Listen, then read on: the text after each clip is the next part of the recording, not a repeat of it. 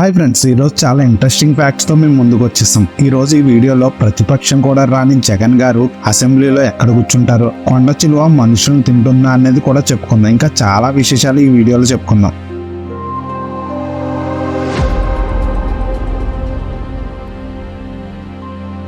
కొండ చిలువ మనుషులు మింగుతుందా? మామూలుగా అనకొండ మూవీస్ లో మనుషులు మింగడం చూసాము. ఒకసారి డిస్కవరీ వాళ్ళు మనిషిని ఎలా మింగుతాదో చూపిద్దామని కూడా ట్రై చేశారు. కానీ అనకొండ మనుషులు మింగుతుంది, అది అందరికీ తెలిసిన విషయమే. అలాగే గ్రేట్ ఆఫ్రికన్ రాక్ పైథాన్ ఖచ్చితంగా మింగగలదని డిస్కవరీ వాళ్ళు చాలా సార్లు చెప్పారు. అయితే ఇవి పిల్లలు మాత్రమే మింగగలవు. ఇండియన్ పైథాన్ కూడా అంతే. మరి కొండ చిలువ మనుషులు మింగగలదా? ఏ కొండ చిలువ అయినా 5-6 ఏళ్ల పిల్లల్ని తేలిగ్గా మింగగలదు. ఇది సాధారణంగా గొర్రెలను, మేకలను, దుప్పెలను పట్టుకుంటాయి. కనుక అదే పరిమాణంలో మనిషి కనబడ్డా దాడి చేస్తాయి. పూర్తిగా ఎదిగిన మనిషిని అయితే మింగడం వాటికి చాలా ఇబ్బంది అవుతుంది. కానీ ఇప్పటిదాకా అసలు కొండ చిలువ మనిషిని చంపిన దాఖలాలు 1-6 ఉన్నా ఒక సగటు మనిషిని మింగింది మాత్రం ఇటీవలే. ఒక 25 ఏళ్ల రైతుని 2 నిమిషాల్లో చంపిన మింగేందుకు ఎన్నో గంటలు పట్టిందంట. ఆ తర్వాత దాన్ని పొట్ట కోసి అతడి శవాన్ని బయటికి తీశారు. ఇప్పటిదాకా ఇదే మొదటి ఘటన. అయితే ఇవి ఊరికే మన జోలికి రావు. కానీ వాటికి ఉండే పళ్ళు మాత్రం రేగుముళ్ళలాగా కోస లోపలికి తిరిగి ఉండి అది పట్టుకున్నాక మనం వెనక్కు తీసుకునే ప్రయత్నంలో ఇంకా ఎక్కువ గాయం చేసేట్టుగా ఉంటాయంట.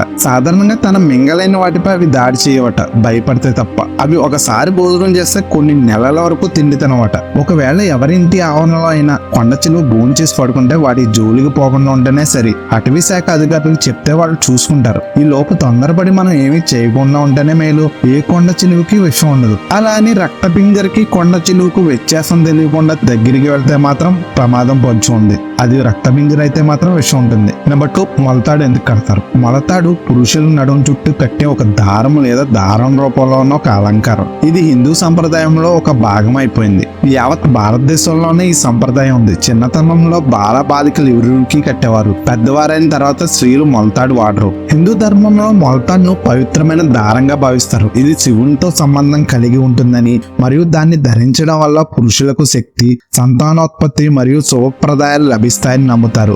జైన ధర్మంలో మొలతాడును జనేవు అని పిలుస్తారు. ఇది స్వచ్ఛతకు మరియు ఆధ్యాత్మిక యొక్క చిహ్నంగా భావిస్తారు. సిక్కు ధర్మంలో కేశాలు కత్తిరించుకోకుండా ఉండే పురుషులు కేస్ ధరిస్తారు. దీంతో పాటు కంకణ అనే మొలతాడును కూడా ధరిస్తారు. కొన్ని సంస్కృతుల్లో మొలతాడును పురుషులకు పురుషత్వం యొక్క చిహ్నంగా కూడా భావిస్తారు. కొన్ని కుటుంబాల్లో మొలతాడును తరతరాలుగా ధరిస్తారు మరియు ఇది వారసత్వం యొక్క చిహ్నంగా ఉంటుంది. కొంతమంది మొలతాడు ధరించడం వల్ల గ్రహ దోషాల నుండి రక్షణ కలుగుతుందని నమ్ముతారు. అంతేకాదు అబ్బాయిల పరువును కాపాడేది కూడా ఈ మొలతాడే. నా చిన్నప్పుడు డిస్కవరీ లేదా యానిమల్ ప్లానెట్స్ ఛానల్స్ చూసినప్పుడు వైల్డ్ లైఫ్ ఫోటోగ్రాఫర్ల జంతువుల ఫోటోలు తీస్తారు కదా, అప్పుడు ఆ జంతువులు దాడి చేయవా లేదా ఏమైనా ముందు జాగ్రత్తలు తీసుకుంటారా అని ఎప్పుడు నాకు ఒక సందేహం ఉండేది. కానీ రీసెంట్ గా ఒక వ్యక్తి అయిన ఫోటోగ్రాఫర్ అజీజ్ సయ్యద్ అనే వ్యక్తిని ఒక సింహం ఫోటో దిగిపోతున్నప్పుడు అది దాడి చేసింది. ఆఫ్రికా వంటి దేశాల్లో సఫారీల్లో జంతువులకు మనుషుల ఉనికి అలవాటు చేస్తారు. అందుకని అవి పెద్దగా పట్టించుకోవు. వైల్డ్ లైఫ్ ఫోటోగ్రాఫర్ల జంతువులకు ఏమాత్రం అసౌకర్యం కలగకుండా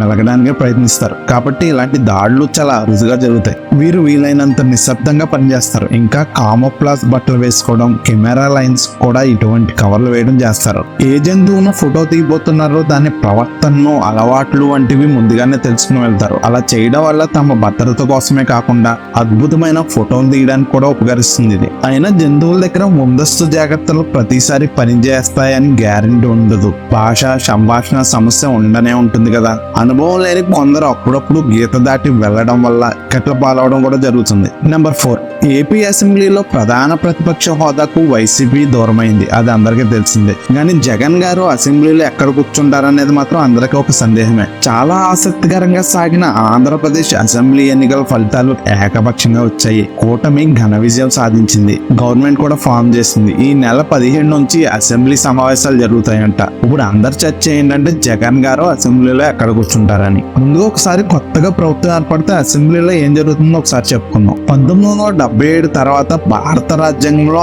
ఆర్టికల్ 168 నుంచి 221 వరకు రాష్ట్రాల శాసనసభలో మండల నిర్వహణ విధుల గురించి ప్రస్తావించారు. ఏదైనా చట్టసభల్లో అధికార పార్టీ అధికారంలో ఉండే పార్టీల తర్వాత పెద్ద పార్టీకి ప్రధాన ప్రతిపక్ష హోదా దొరుకుతుంది. నిజానికి 1977 వరకు ప్రధాన ప్రతిపక్ష హోదా సమస్య రాలేదు. అంతకు ముందు వరకు లీడర్ ఆఫ్ అపోజిషన్ అపోజిషన్ అనే నినాదమే లేదు. రెండో పెద్ద పార్టీకి గుర్తింపు ఇచ్చేవారు. కానీ తొలిసారిగా మాత్రం 1977లో కాంగ్రెస్ ఓటమి తర్వాత లీడర్ ఆఫ్ అపోజిషన్ పోస్ట్ కి చట్టబద్ధత కల్పించారు. 1977లో రూపొందించిన నిబంధనల ప్రకారం పార్లమెంటు లేదా శాసనసభల్లో ప్రధాన ప్రతిపక్ష హోదా కలిగిన పార్టీ నేతకు కొన్ని సదుపాయాలు కల్పించారు. దాని ప్రకారం ప్రధాన ప్రతిపక్ష నేత హోదా దక్కాలంటే సభలో ఆ పార్టీకి కనీసం 10% సభ్యులు ఉండాలి. ఈ మేరకు లోక్సభలో 54, ఏపీ అసెంబ్లీలో 17 లేదా 18 సీట్లు దక్కిన పార్టీలకే ప్రధాన ప్రతిపక్ష హోదా లభిస్తుంది. నిర్ణీత సంఖ్యలో సీట్లు దక్కిన పార్టీ నాయకుడిని ప్రధాన ప్రతిపక్ష నేతగా స్పీకర్ ప్రకటిస్తారు. తాజాగా జరిగిన ఎన్నికల్లో